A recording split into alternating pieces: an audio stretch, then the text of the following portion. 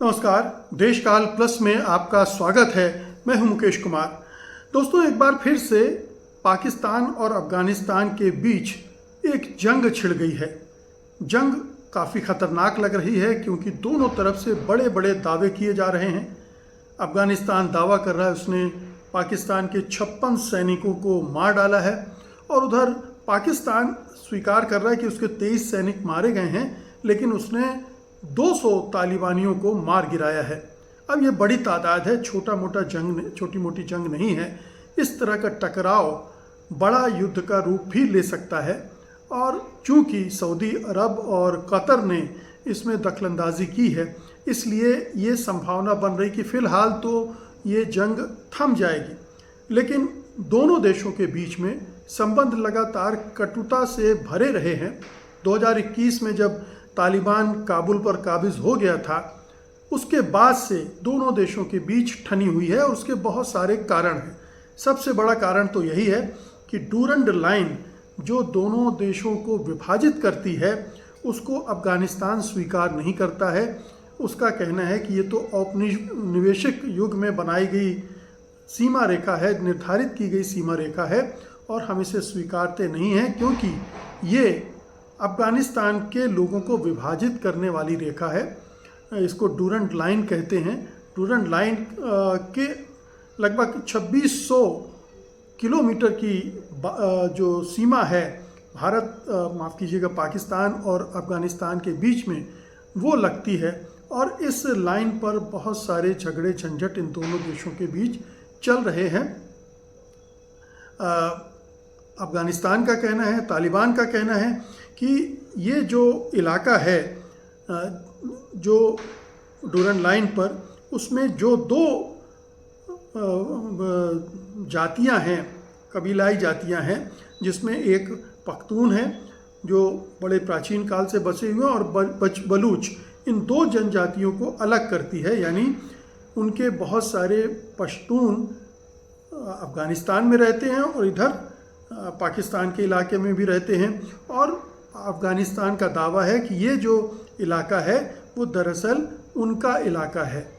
एक मुद्दा तो सीमा रेखा को लेकर है जो चल रहा है निरंतर और उसका कोई समाधान निकट भविष्य में होता नहीं दिख रहा है। लेकिन सीमा विवाद के अलावा भी कई ऐसे विवाद हैं जिनकी वजह से दोनों के बीच में ठनी हुई है। ठनी इसलिए है, दूसरी वजह सबसे बड़ी ये है कि और शायद ये युद्ध भी उसी वजह से शुरू हुआ था। सीमा विवाद इसमें बाद में जुड़ गया। सीमा विवाद हमेशा रहा, लेकिन इस बार जो झगड़ा शुरू हुआ है, जो जंग शुरू हुई है छोटी मोटी, इसको आप झड़प भी कह सकते हैं, वो इस बात से शुरू हुई है कि पाकिस्तान का कहना है कि जो तहरीके तालिबान पाकिस्तान है, अफगानिस्तान उसके उग्रवादियों को मदद देता है। वो अफगानिस्तान में रहकर पाकिस्तान में अपनी तहरीक चलाते हैं, आतंकवादी गतिविधियों को अंजाम देते हैं और अफगानिस्तान का दावा है कि ये पाकिस्तान ने चूंकि काबुल पर अटैक किया, अभी काबुल पर अटैक किया और उनके मार्केट प्लेस पर भी अटैक किया, जिसकी वजह से उन्हें ये पलटवार करना पड़ा। यानी शुरुआत पाकिस्तान की तरफ से हुई और जवाबी हमला अफगानिस्तान की तरफ से हुआ है और अफगानिस्तान इस मामले में बहुत बहुत बहुत कहना चाहिए कि दृढ़ है कि वो पाकिस्तान के सामने झुकेगा नहीं। पाकिस्तान वैसे भी, तालिबान कहें या अफगानिस्तान के जितने भी कबीलाई ग्रुप रहे हैं, उन्होंने तो किसी भी महाशक्ति की ताकत के सामने घुटने नहीं टेके, चाहे वो अमेरिका हो चाहे सोवियत संघ हो। दोनों बड़े देशों के दांत खट्टे करके उनको उन्होंने विदा कर दिया है। तो पाकिस्तान के सामने झुकने का तो उनका सवाल ही नहीं उठता है। तो एक तो सीमा विवाद की वजह से तालिबान रिजीम जो है पाकिस्तान के खिलाफ है। दूसरा, पाकिस्तान का आरोप है तहरीके तालिबान को शह दे रहा है काबुल और इस वजह से पाकिस्तान में उग्रवादी गतिविधियां होती हैं। आए दिन वहाँ पर बम विस्फोट वगैरह होते रहते हैं, तो वो उनके खिलाफ कार्रवाई करना चाहती है और इस चक्कर में दोनों के बीच भिड़ंत होती रहती है। ये एक और इसकी वजह ये भी है कि बहुत सारे जब अफ़गान वार चल रही थी, अफ़गानिस्तान का युद्ध चल रहा था सोवियत संघ के साथ, उस दौरान और उसके बाद फिर अमेरिका ने जो कार्रवाई की अफ़गानिस्तान पर आईसिस के ख़िलाफ़ या 9/11 के बाद, उसके बाद भी बहुत सारे अफ़गानी पाकिस्तान में शरण लेने को बाध्य हुए और अब पाकिस्तान उनको बार बार धकेल रहा है कि अपने देश वापस जाओ। इस वजह से भी तनाव बढ़ रहा है। तो वो अफ़गानी जो वहाँ पर अभी हैं पाकिस्तान में, वो भी नाराज़ हैं और वो तहरीक तालिबान के साथ मिलकर भी काम कर रहे हैं। तो पाकिस्तान के लिए ये एक बड़ी समस्या बन गया है तहरीक तालिबान, और चूँकि काबुल की तरफ से उसे शह मिल रही है, इसमें कोई संदेह नहीं कि जो तालिबान रिजीम है वो तहरीक तालिबान को समर्थन देती है, सहयोग देती है। उसके लिए ये एक कहना चाहिए तहरीक तालिबान एक औजार की तरह है, हथियार की तरह है, जिसको हाथ में लेकर वो पाकिस्तान पर दबाव बना सकता है, बनाता रहता है। तो अफ़गानिस्तान इस आतंकवादी संगठन को इस तरह से इस्तेमाल कर रहा है। पाकिस्तान इस पर काबू पाना चाहता है, लेकिन वो काबू पा नहीं पा रहा है। फिर डूरंट लाइन पर जो आपस में खींचतान है, असहमति है, उसको लेकर शुरू से झगड़े होते रहे हैं। और तीसरा, जैसा कि मैंने बताया कि शरणार्थियों का मसला है। लेकिन इसके और भी आयाम हैं। इसका एक बड़ा आयाम तो ये है कि जब सोवियत संघ अफ़गानिस्तान से विदा हुआ था तो पाकिस्तान को लगा था कि उसने अब का जो अफ़गानिस्तान है वो उसकी जेब में आ जाएगा, यानी अब वो उसके मुताबिक चलेगा, क्योंकि जो अफ़गानिस्तान में जो भी युद्ध हुआ उसमें पाकिस्तान की एक बड़ी भूमिका थी। उसने उस समय तालिबान की मदद की, उसको खड़ा किया, और दूसरे जो गुट थे अफ़गानियों के जो सोवियत संघ से लड़ रहे थे या अमेरिका से लड़ रहे थे, उनको भी उनमें से कुछ को मदद भी करता रहा।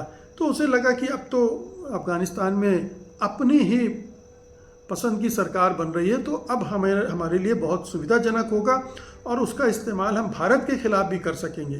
तो ये दोनों ही पर्पज उसके नहीं हुए। ISI का नाम भी लिया है तालिबान ने, जो लगातार अफ़गानिस्तान में अस्थिरता पैदा करने की कोशिश करती रहती है। ये एजेंसी पाकिस्तान की आप जानते हैं बड़ी कुख्यात है। हर जगह वो इस तरह के खेल खेलती रहती है। अपनी पाकिस्तान की जो क्रॉस बॉर्डर टेररिज्म वाली नीति है या पड़ोसियों को अस्थिर रखने की नीति है, उसके तहत ISI खेलती है और इसकी शिकायत तालिबान भी कर रहे हैं। तो ये इसकी कई परतें हैं जिनसे ये तनाव बना हुआ है। और इन दोनों के बीच में चीन ने अभी हाल में कोशिश की थी कि मेल मिलाप हो जाए। दोनों विदेश मंत्रियों को चीन बुलाया था, उनके साथ बातचीत हुई, उनको हाथ मिलवाया, गले मिलवाया, और जो CPEC उसकी योजना है उसमें अफ़गानिस्तान को और महत्व के साथ शामिल किया। इस वजह से लग रहा था कि अब ये दोनों देश करीब आ रहे हैं, लेकिन ये दूरी घटी नहीं, बल्कि इस घटना के बाद लगता और बढ़ जाएगी। भारत के लिए तो ये अच्छा है कि अगर पाकिस्तान का एक दूसरा पड़ोसी उससे अदावत रखता है और उसकी वजह से वहाँ पर अस्थिरता पैदा होती है, वो जंग के हालात वहाँ बने रहते हैं, तो पाकिस्तान के लिए ये मुश्किल की बात है, क्योंकि वैसे भी उसके पास बहुत रिसोर्सेज नहीं हैं, वो कर्ज़ में डूबा हुआ है।